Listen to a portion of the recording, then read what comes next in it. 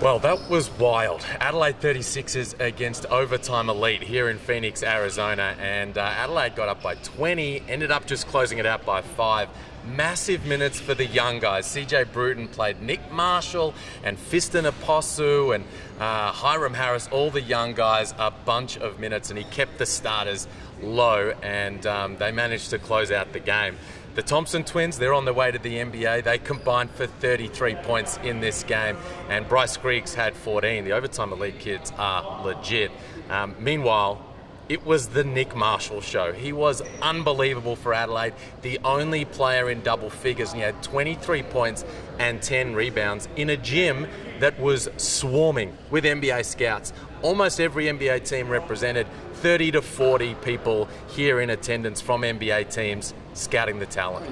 Well, here he is, the man of the moment from the Adelaide 36ers, Nick Marshall, 23 points and 10 rebounds in that win over the Overtime Elite. Mate, the game overall, a narrow win, how did you assess it? Yeah, I felt good out there. It took a little bit to get going, get comfortable, but once we got the rhythm of it, I felt like we were pretty good. Got tight down the stretch. It definitely did. Like, they came up the court, applied the pressure. It was tough, but we were able to get the job done, so it was good. So the starting group, no, not the usual starters not out there, you and Fiston and these kind of guys. Did you know coming in today that you were going to get the start? No, I didn't. I didn't know until we were in the locker room before the game, but I was ready to go, so I was happy out there. Talk us through the start of the fourth quarter. It was a tight contest at that point, and you almost single-handedly blew it out. Yeah, I don't know, I was just in the moment, just playing, like, just let my game take care of it, basically. Like, CJ has confidence in me, so it was good. It felt good out there. Mate, you just did that against a couple of future lottery picks in the Thompson twins, Bryce Griggs, who's going to be in that kind of picture as well, and in front of 30 or 40 NBA scouts, almost every NBA team represented. How does that make you feel?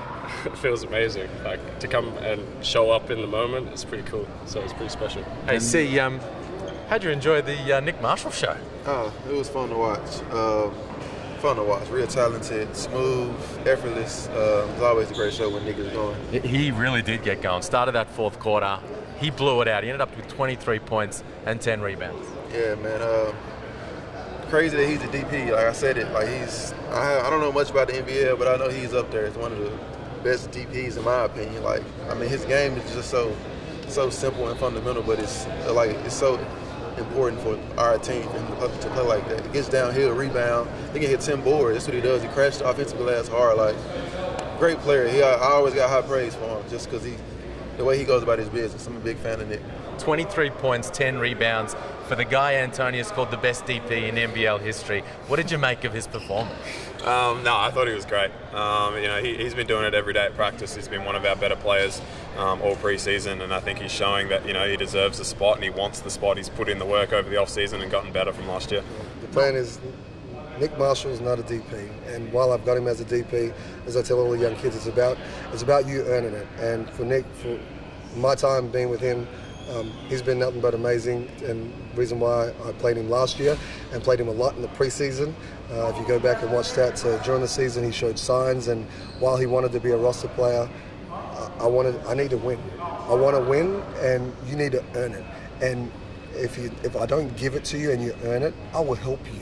And right now, putting him in a position where all these scouts, and I've been telling them for a while, and I hope that he gets this chance to be in the NBA the way that Jack White has had his chance, because I believe in the kid that much, and I believe he's the future of the 36ers as well. So like Brett Maher, who has his name on the floor, I looked at that already and said that, if he's not in the NBA and he's not playing in the EuroLeague, then we've got a kid in Adelaide, an Adelaide kid that can set the tone for the group that I've started with.